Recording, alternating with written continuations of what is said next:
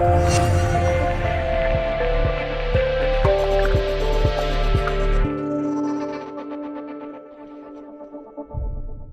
up, everybody? Patrick Cooke here. Welcome to this emergency broadcast of the Being Podcast. I've decided to do a solo episode today because I want to talk about something incredibly important, a question that has been burning in my mind for over a year now, and that is why are so many people still buying into the narrative surrounding this situation, this pandemic?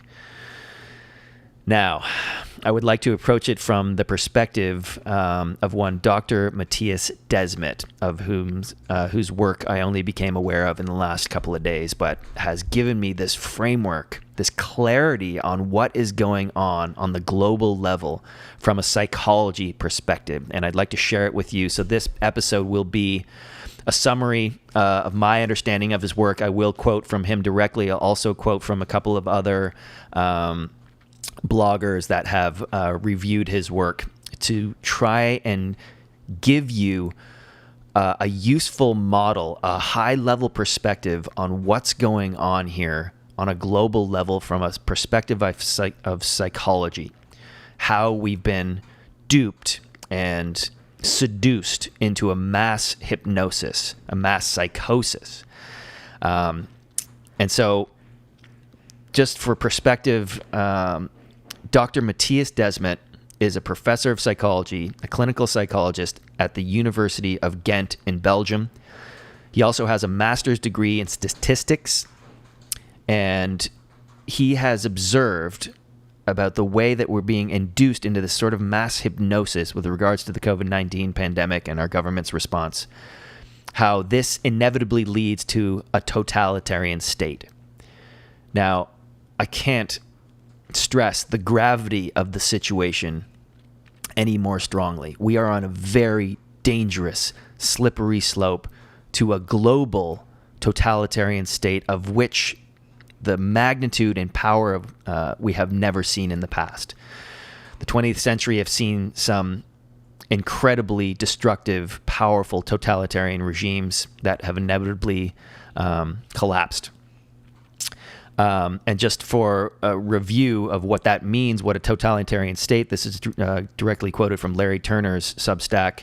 Totalitarian states have reached their full expansion and expression when they are characterized by political repression, very strong control of the economy, large-scale censorship and mass surveillance, limited freedom of movement, and the use of state terrorism.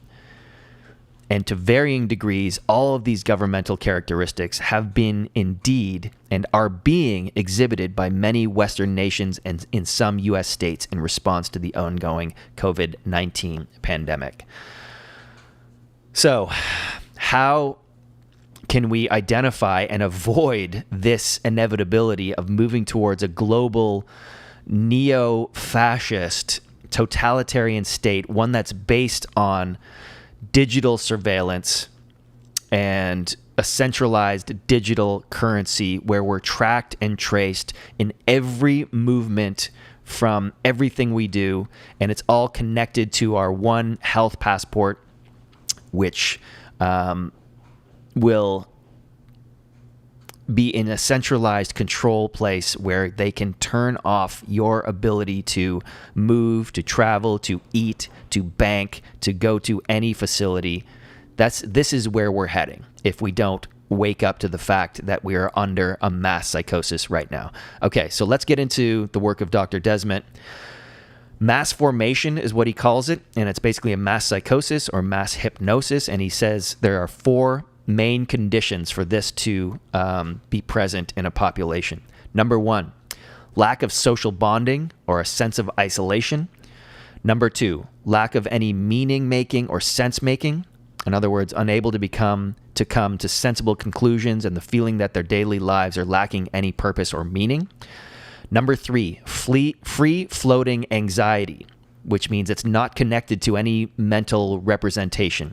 For example, the example he uses is, if you have anxiety because there's a lion in the savannah that wants to eat you, then you have a very clear idea of where the anxiety is coming from, right? And if you can't pinpoint where the anxiety is coming from, then it creates this deep psychological discontent with no clear way to deal with it. And number 4, free-floating frustration and aggression, where you can't aim at that aggression at any specific entity or cause. Okay, so the 4 conditions are lack of social bonding or isolation, lack of meaning making, 3 is free-floating anxiety, and 4 is free-floating frustration and aggression. So I would like to unpack these and sort of go through them. And you know what? I'm just going to quote directly from this blog from Larry Turner, because I think he nails it. If these 4 factors are present in enough members of any given society, Desmet says, the society in question is at risk for the crystallizing action of mass formation, where large numbers of discontented, anxious, confused, and isolated people simultaneously and suddenly seize upon a single apparent threat and give it their entire energy and attention. The basic reason for this attention and energy seizure, according to Desmet, is that putting focus on a single apparent threat provides immediate and palpable relief from a constellation and long-standing chronic pressure of social isolation, lack of sense-making, and free-floating anxiety and discontent. The mobilization of an individual attention and energy against some single perceived threat, unfortunately, according to Desmet's explanation of the phenomena, segs easily into increasing totalitarian government behavior. Desmet goes on to say that he believes that this is exactly what's happening to a greater or lesser degree all over the globe in response to the COVID-19 virus pandemic. He posits that, judging from the measures of high and increasing drug use, increased job burnout, and economic dissatisfaction, and increased socialization, that prior to the arrival of COVID-19, a significant number of humans were extremely uncomfortable with their lives. With the arrival of the virus, however, they were able to offload or unload their long-standing, unfocused anxiety and discontent onto the COVID-19 crisis, thereby obtaining a welcome and immediate release from their chronic discomforts and tensions. Desmet refers to the immediate feeling of relief felt by those previously heavily burdened with isolation, lack of sense-making, and free-floating anxiety and discontent as mental intoxication. Wow. Okay, so here is a further quote directly from Dr. Desmet. From this state of mental intoxication, you can explain all of the rest of the phenomena of totalitarianism. The mental intoxication leads to a narrowing of the field of attention. It makes people only see what is indicated to them by the mainstream media narrative. For instance, they see the victims of the coronavirus, but they do not see at the cognitive level the collateral damage of the victims claimed by lockdowns. Mass formation, then, is actually a symptomatic solution for a real psychological problem. In my opinion, Desmet says, this crisis is the first place in a large societal and psychological crisis, much more than a biological crisis.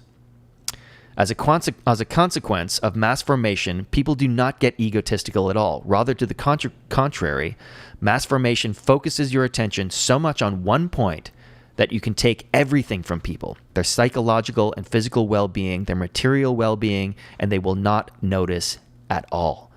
Under mass hypnosis or mass formation and subsequent totalitarianism, however, people become radically intolerant of dissident voices, and so someone who tells them another story, claims the official story is wrong, then this person threatens to wake up the people, and they will get angry because they are confronted with the initial anxiety, initial psychological discontent. So they direct all of their aggression at these dissonant voices, and at the same time are radically tolerant for their leaders, for the people who pronounce the mainstream narrative. In summary, joining with others to deal with the perceived crisis extinguishes the social isolation problem that plagues many people. Likewise, having a concrete and apparent serious problem to deal with provides sense-making and a home for previous free-floating anxiety. Oddly enough, working on evidently serious problem jointly with the rest of humanity makes the discontented at least temporarily content. Unfortunately, according to Desmet's group psychology model, this sort of mass formation and its associated totalitarian state misbehavior never proceed and end well. Historically, as a totalitarian state is becoming well established, its opponents are first squashed, then the state, like in Stalin's Russia, starts eating its own young. Okay, so let's unpack this a little bit. Mass psychosis or mass formation, there are 4 conditions. Lack of social bonding and sense of isolation. So this was prevalent and predominant before the arrival of COVID-19. People felt disconnected from themselves, from their families, from their jobs, from meaning in general. A general feeling of discontent and a background feeling of anxiety. Number 2, lack of meaning making. They're going to jobs that they hate, where their sense of meaning is close to nil, if anything at all. They're just going along with social conditions, social parameters that are expected to lead them to happiness, and they never do. And they have a sense of lost or nihilism, where nothing is meaningful at all. And then the idea of number 3, free-floating anxiety. I think we can all relate to this. There are so many factors in our daily lives, that we would describe as hyper objects, where they're not our immediate stresses, but things outside of us that we can't control. Some examples would be war, or racism, or poverty, or climate change, or environmental disaster, or all these things that happen in sort of the hyper reality, where we have no direct experience of them per se, but they are all operating and creating anxiety.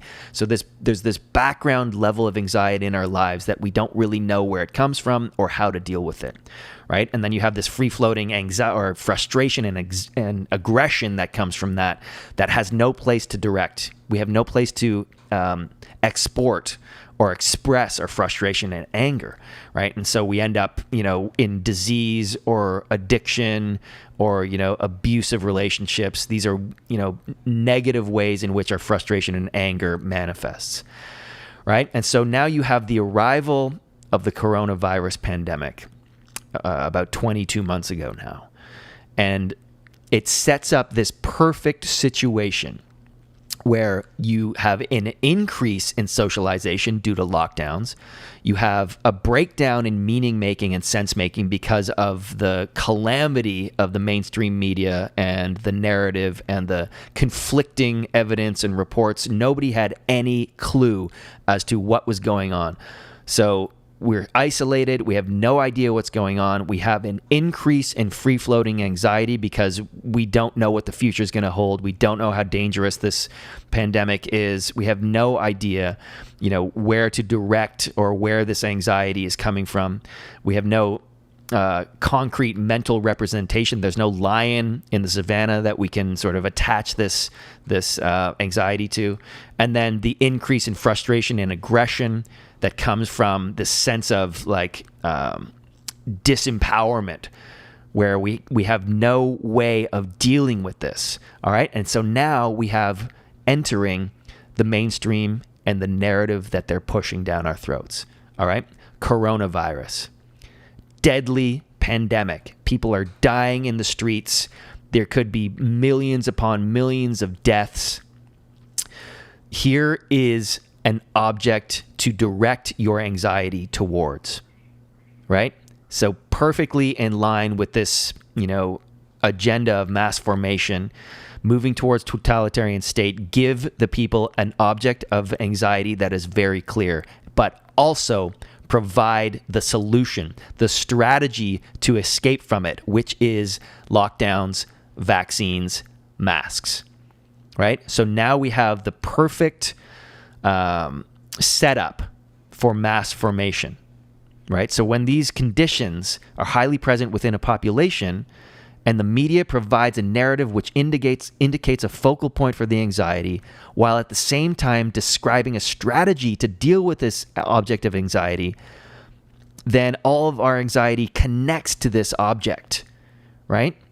And understanding that the mainstream media is controlled by a very small amount of companies. Like 5 or 6 companies control something like 90% of, the mainstream media outlets on all sides of the political spectrum, right? So if they are all pushing the same narrative at the same time, it's very easy to become consumed with it.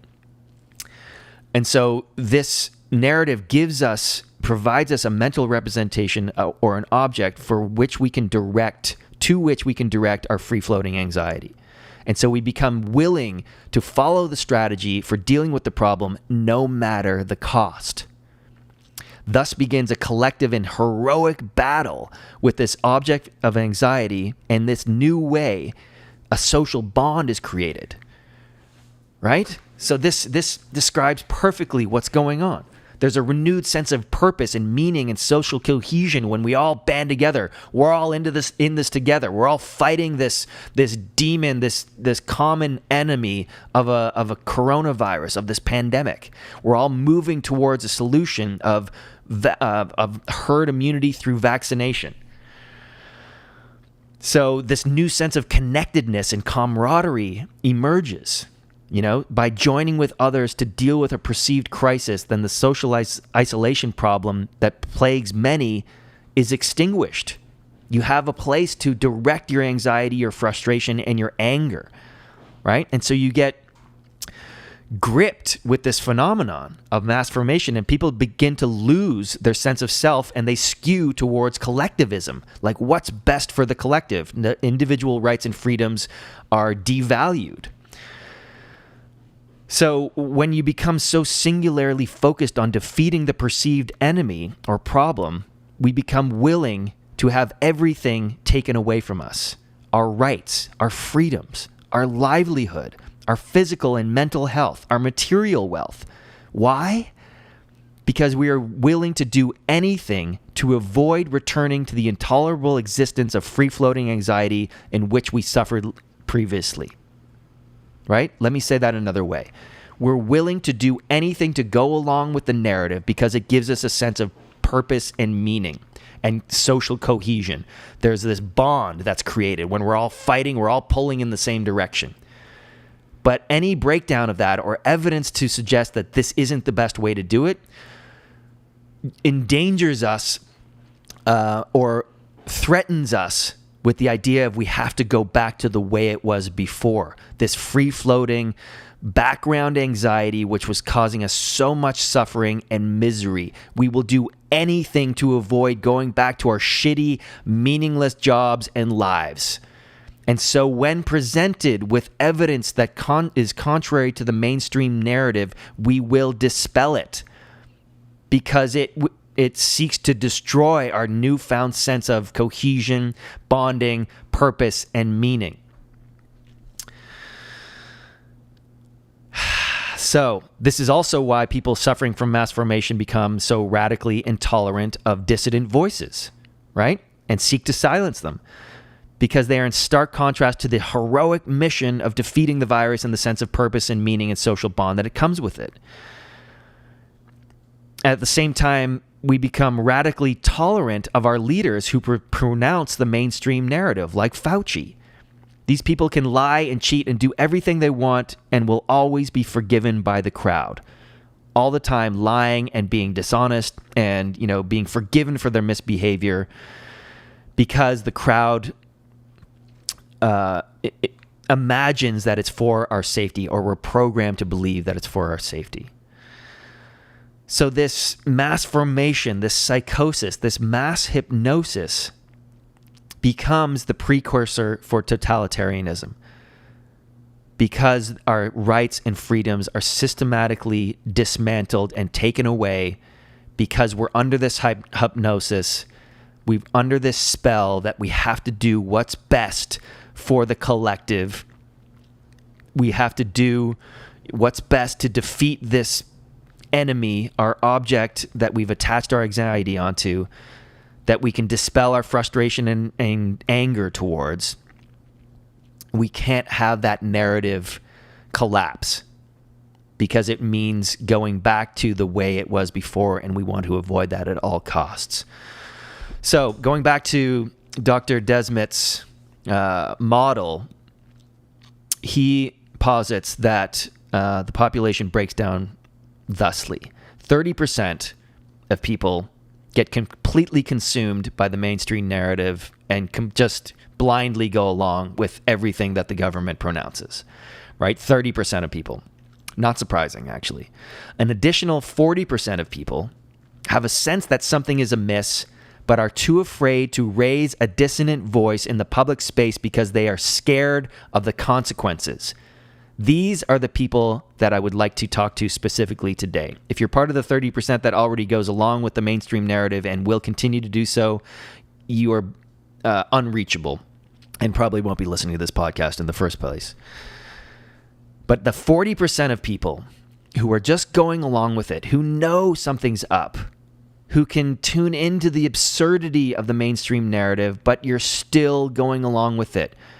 Maybe you've been coerced. Maybe you've been blackmailed. Maybe you've been threatened with losing your job or not being able to see your family or not being able to travel. You know the narrative is bullshit, but you still go along with it. You're still wearing masks. You're still getting the vaccine. I get it. Like, we just want our lives to be simple, to keep our families safe, to put food on the table. But recognize where this goes if you don't use your voice right now. Especially those of you who have children. I have children. If we don't use our voices and stand up and speak out now, there will come a time when it's too late. And that time is coming swiftly. So, wanting to go travel, wanting to keep your job, wanting to not rock the boat, I get it. I understand why you're doing it. But at least use your voice to speak out. Because there's a few things this does. If you use your voice to speak out, then the people that are deep in the hypnosis, in the psychosis, it will prevent them from going even deeper. Because there are dissonant voices that are preventing them from doing that. Right? So continue to speak out, because once this hypnosis takes over the majority of the population, it's irreversible. And what happens is we completely capitulate towards a totalitarian state. So, the breakdown, 30% of people just completely consumed by the narrative, 40% of people who are just following it because they're scared of raising a voice, they're scared of the consequences, and then the further 30% are those of us that are actively refusing to go along with the mainstream narrative and using our voices to dissent. Right? And I definitely fall into that category, and a lot of people I know do as well. This is the last bastion of truth and rationality in the face of global tyranny. I can't overestimate this enough. We have to be using our voices. We have to be speaking out against the insanity. And like the ritualistic aspects of the narrative are another thing that Professor Desmet speaks to. It's a cult. And those who want to be part of the cult are willing to do anything to preserve it. And the rituals that are introduced in the cult, be it a vaccine or lockdowns or mask mandates, the more absurd they are, the more they fly in the face of rationality, the more effective they are. And so the people that are caught up in mass formation, in mass hypnosis, in mass psychosis, will do anything, even if it destroys their lives, their families, their livelihoods. They've become deluded and attached to this narrative because it gives them a sense of purpose and meaning and social bonding where there was none before. Right? It's just completely clear and transparent for me now in a way that I couldn't understand before I discovered the work of Dr. Desmet. So the question then becomes what to do. What can we do? And this has been the central focus of my work over the last number of years. Waking up to your own power, to your own sovereignty, for your own ability to make sense of the world, for your ability to create and find your own sense of purpose and meaning. Not something that's artificially created outside of yourself by some government or some entity or some disaster or some perceived enemy. You can do this for yourself.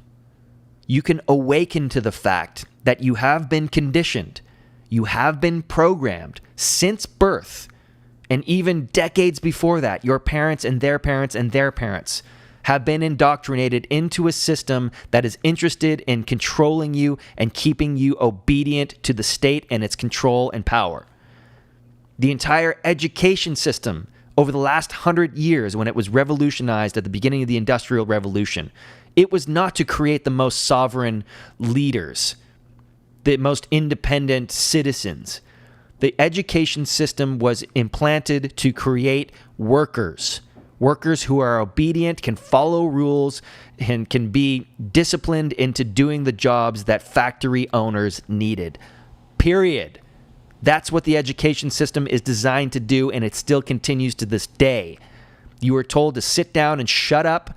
Your sovereignty, your natural creative expression is extinguished, and you become a slave. You become a drone to the system. Just smart enough to do the job that they require you to do, not smart enough to question the authority or the power structure. Right? So over the last 100 years, we've been indoctrinating, conditioning, programming our citizens to be obedient slaves to the system, to go to school, to get a job, to pay your taxes, to not rock the boat, to not rise up and be a thorn in the side, to not be dissident voices. And how do they do this? They keep us locked in 40, 50, 60-hour-a-week jobs that we hate. And to manage the discontent, they give us alcohol, they give us drugs, they give us Netflix, they give us Vegas, they give us opiates, prescription medicine. Wake the fuck up to what's going on here. Decades upon decades of media propaganda creating this background anxiety, this free-floating anxiety. All the media is interested in doing is projecting fear. It's fear porn 24/7. Why? Because it keeps you in a state of fear, out of your higher self, out of your executive function, out of your creative mode, and keeps you in a place where you can be controlled on a mass level. Now, I'm not going to speak to the conspiracy theories of where this virus came from. I don't know. Maybe it's from a lab. Maybe it was produced there by Fauci and his cronies. Maybe it came from a bat. The point is, it doesn't fucking matter. What matters is this mass psychological response to the pandemic.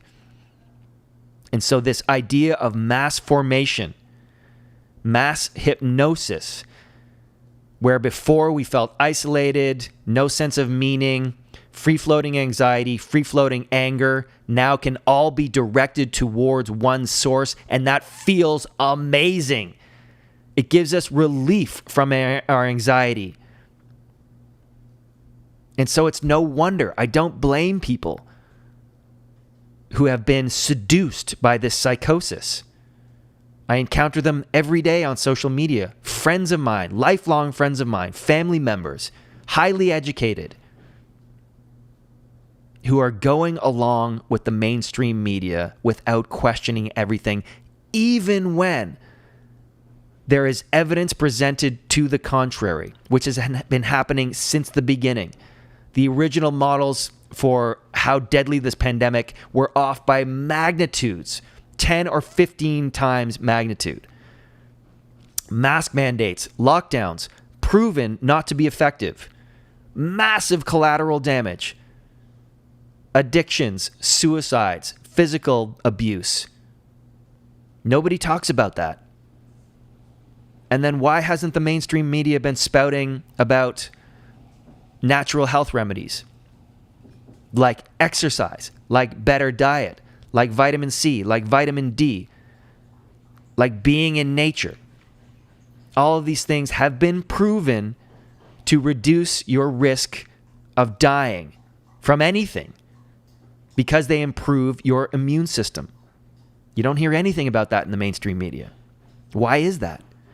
Because they're interested in keeping you in low vibration fear, because from there you are easily controlled, period.